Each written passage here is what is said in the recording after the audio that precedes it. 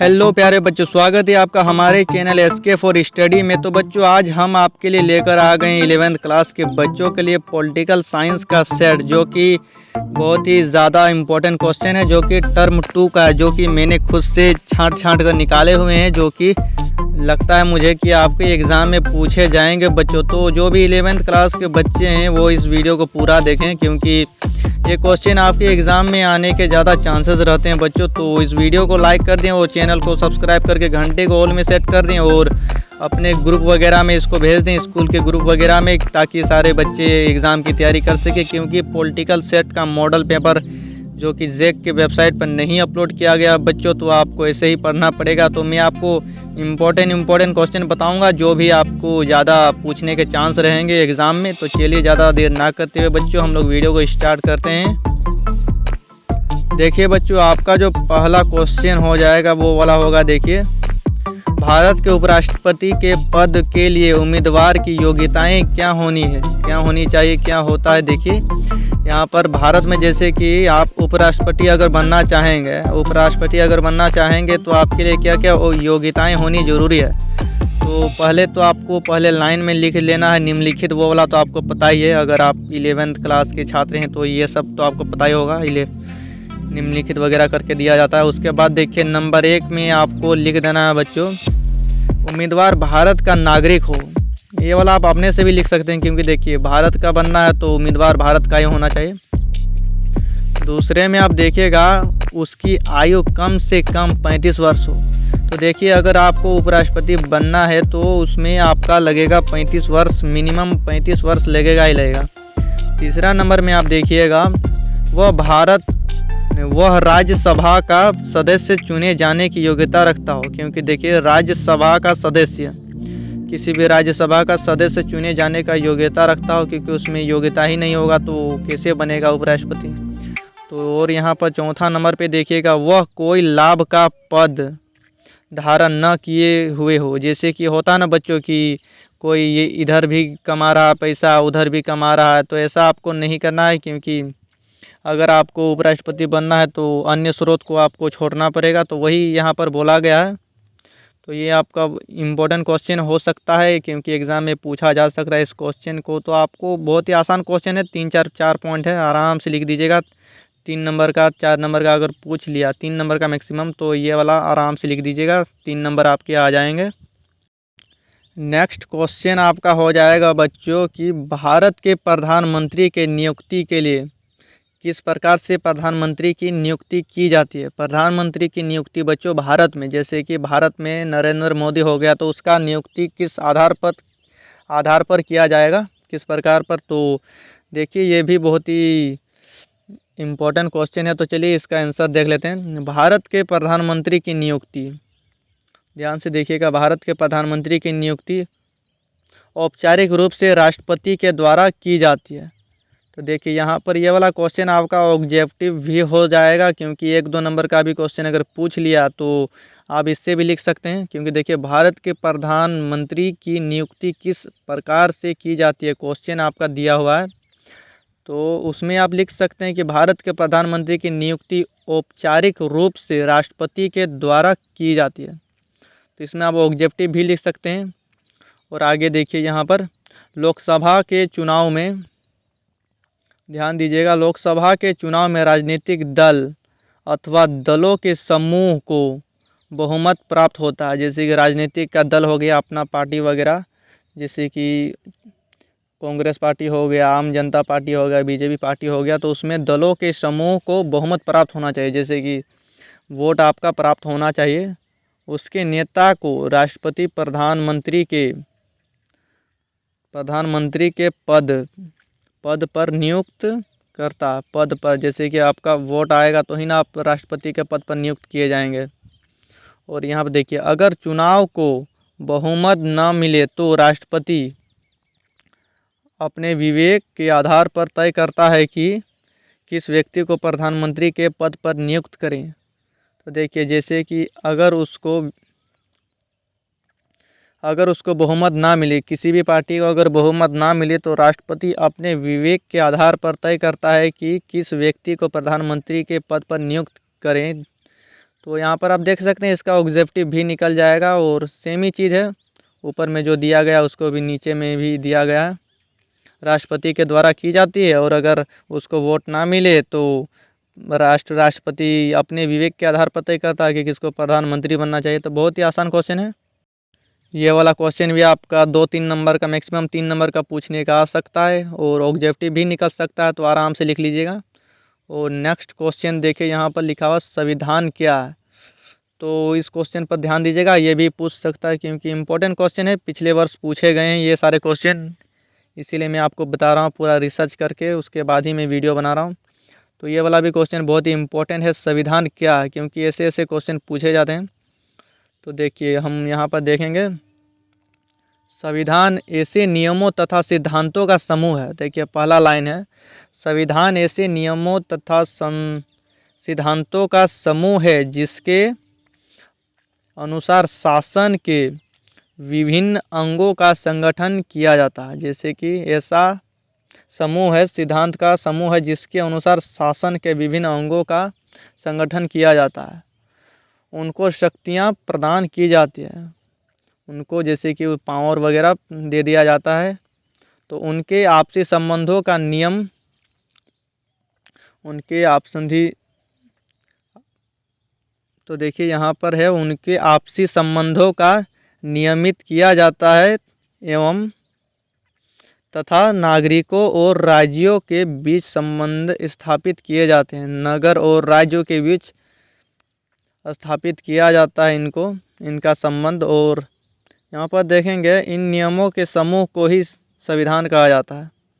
और एक बार चलिए हम पढ़ लेते हैं, संविधान के ऐसे नियमों को सिद्धांतों का समूह है जिसके अनुसार शासन के विभिन्न अंगों का संगठन किया जाता है, उनको शक्तियाँ प्रदान की जाती है, उनके आपसी संबंधों को नियमित किया जाता है तथा नागरिकों और राज्यों के बीच संबंध स्थापित किए जाते हैं। इन नियमों के समूह को ही संविधान कहा जाता है। तो आपको ये वाला लिख लेना है, 2-3 नंबर का पूछ सकता है क्योंकि इम्पोर्टेंट क्वेश्चन है, संविधान क्या है। नेक्स्ट क्वेश्चन देखिए, शांति क्या है। तो 1 नंबर या फिर 1 नंबर का ही पूछेगा मैक्सिमम, शांति क्या है। तो इम्पोर्टेंट क्वेश्चन है, इसको भी नज़र डाल देते हैं। देखिए बच्चों, शांति क्या है ये वाला आपका शॉर्ट में पूछ सकता है, तो मैं आपको बता दूं, चलिए हम इसको भी थोड़ा जान लेते हैं, शांति क्या है। तो यहाँ पर देखिए, साधारण शब्दों में शांति का अर्थ है युद्ध रहित अवस्था। युद्ध रहित अवस्था यानी कि युद्ध वगैरह ना हो, उसी को शांति कहते हैं। युद्ध या किसी अप्रिय स्थिति की आशंका को शांति नहीं कहा जा सकता। युद्ध या किसी अप्रिय स्थिति की आशंका को शांति नहीं कहा जा सकता। तो यही आपका क्वेश्चन है, बहुत ही आसान था, इसका आपको मिल जाएगा 1 नंबर का, बहुत ही शॉर्ट में पूछेगा, तो लिख लीजिएगा इसको। नेक्स्ट क्वेश्चन देखिए बच्चों, विकास क्या है। वो आपके घर वाला विकास नहीं बच्चों, यहाँ पर देखिए विकास क्या है क्वेश्चन है। तो इस क्वेश्चन को भी थोड़ा नज़र डाल देते हैं, विकास क्या। तो देखिए, वर्तमान में भौतिकवादी युग में विकास का अभिप्राय आर्थिक विकास से है, आर्थिक विकास से लगाया जाता है। परंतु भारत के परिप्रेक्ष्य में विकास का अर्थ ढूंढे तो यहाँ विकास का तात्पर्य भौतिक और आध्यात्मिक दोनों रहता है। देखिए पहले क्या होता था कि आर्थिक विकास, जैसे कि आपका पैसा वगैरह हो गया, तो उसी को विकास में लाया जाता था। लेकिन भारत में परिप्रेक्ष्य में विकास का अर्थ ढूंढे तो यहाँ विकास का तात्पर्य भौतिक और आध्यात्मिक दोनों रहता है। तो ये वाला क्वेश्चन आपका पूछ सकता है 2 नंबर का, तो आपको ध्यान दे देना इसमें। और चौथा ये वाला नेक्स्ट क्वेश्चन देखिए, क्या हथियार वैश्विक शांति को बढ़ावा देते हैं। जैसे कि विश्व का जो शांति है उसको शांति में बढ़ावा देते हैं हथियार। तो देखिए चलो इसको भी थोड़ा ध्यान दे देते हैं। देखिए बच्चों, यहाँ पर नाभिकीय शक्ति से लेस देश, जैसे कि शक्तियाँ जिनके पास नहीं है, परमाणु बम की विनाश लीला को स्वीकार करते हैं। विनाश, जैसे कि परमाणु का विनाश लीला को स्वीकार करते हैं, लेकिन यह तर्क भी देते हैं कि इससे शांति स्थापन का उद्देश्य पूरा हो, क्योंकि शांति का उद्देश्य भी पूरा हो सकता है, यानी विनाशकारी संभव उसे शांति स्थापन के लिए प्रेरित करता है। जैसे कि महाविनाशकारी संभव उसे शांति स्थापित करने के लिए प्रेरित करता है। वर्तमान परमाणु संपन्न राष्ट्र अमेरिका, फ्रांस, चीन, रूस। अमेरिका, फ्रांस और चीन, रूस जो कि वर्तमान में परमाणु संपन्न राष्ट्र हैं।